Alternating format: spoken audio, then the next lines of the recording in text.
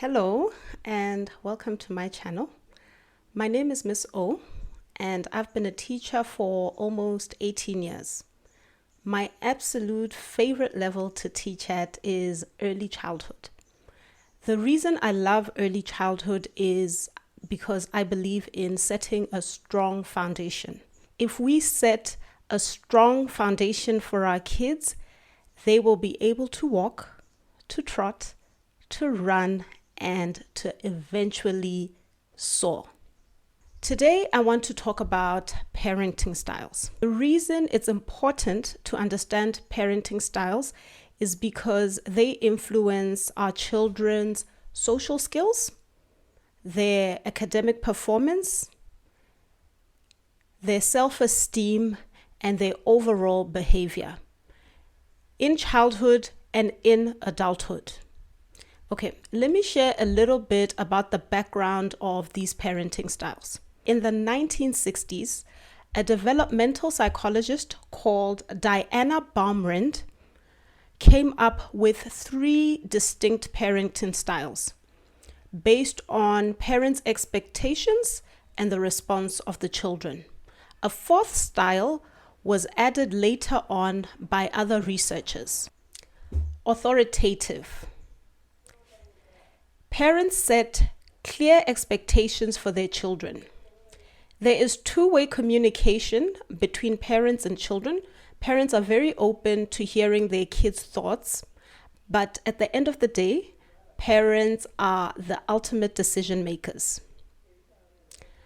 Parents form a close and nurturing relationship with their children.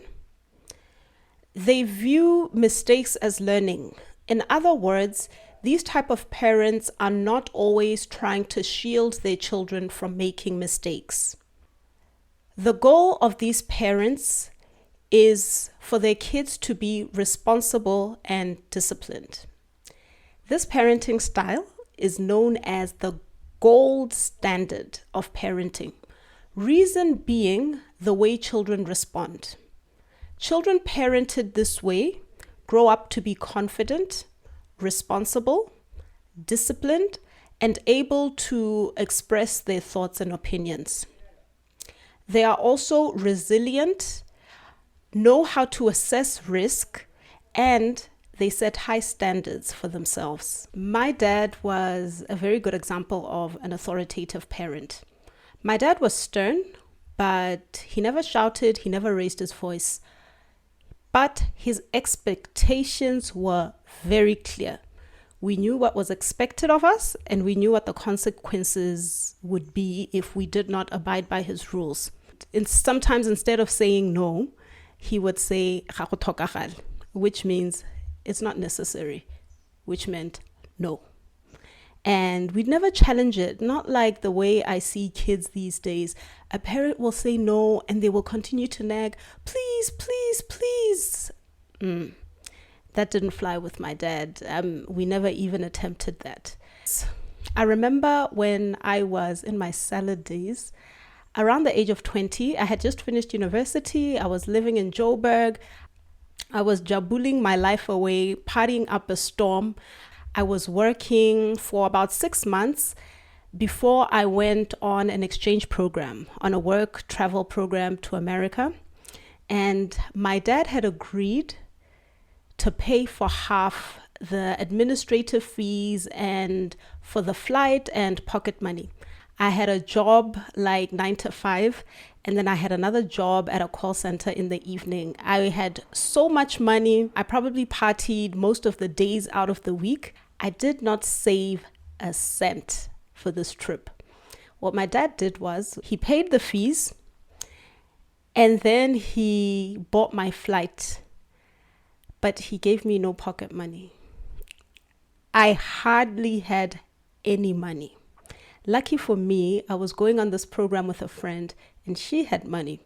So I asked her to borrow me a little bit of money until we got our first paycheck, which she did. Of course, at the time, I was mad at my dad. I thought he didn't love me. He didn't care for me. Why did he let me go so far away from home with no pocket money? In retrospect, that experience taught me to count on myself. I'm really, really grateful that he did that because it taught me a hard lesson that I was ready to learn. I've reminded him of it and he just laughs. And when I remind him of it, I tell him how grateful I am because I learned a lot and it helped me become fiercely independent. Permissive. These types of parents want to be their children's best friend. They're very warm and nurturing. However, they have low expectations, and if they state consequences, there's very little follow through. They allow their kids to make decisions on what to eat, when to go to bed, or whether or not to do their homework. They also bail their kids out when their kids do something wrong. These types of parents also have an affinity to controlling their kids' environment in order to help their kids avoid failure or rejection.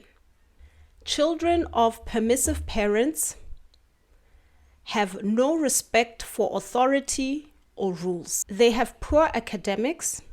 They are entitled, impulsive, and selfish, all because they're used to getting what they want.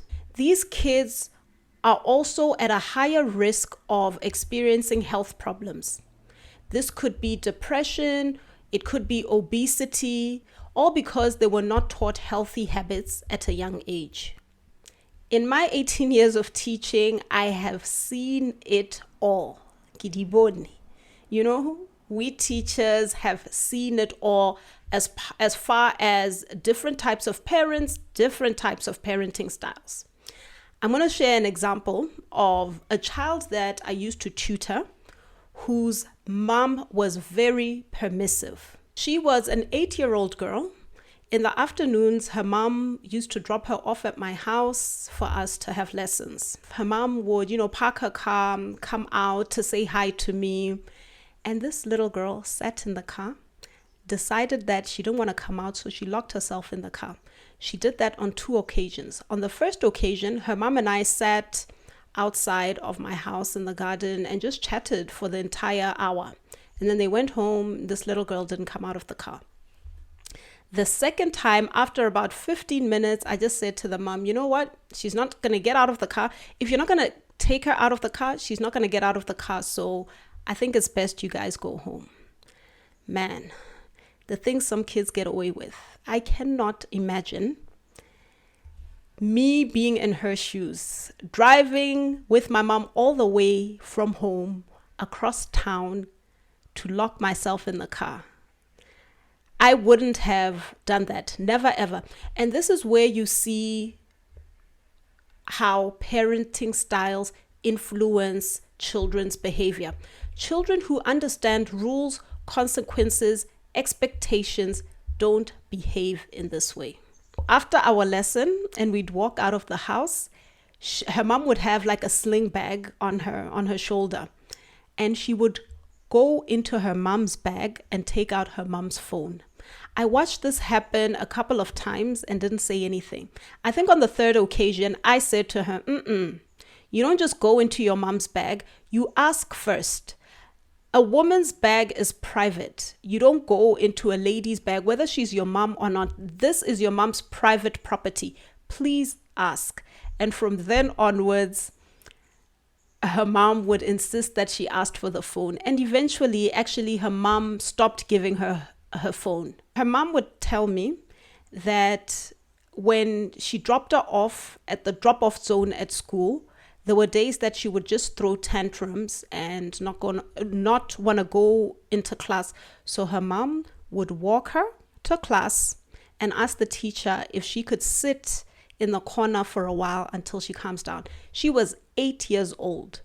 When playing with her friends, she also used to throw tantrums when her friends wouldn't listen to her. And then what would her mom do? Her mom would go intervene, give her friends a speech about how it's important to listen to each other.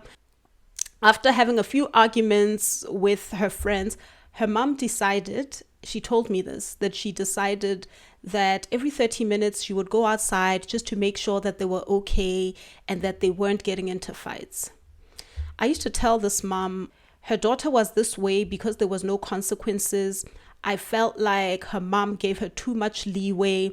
And I also told her, as far as friends go, her mom needs to stop butting into playground fights because that's none of her business. Kids, this is how kids learn social skills.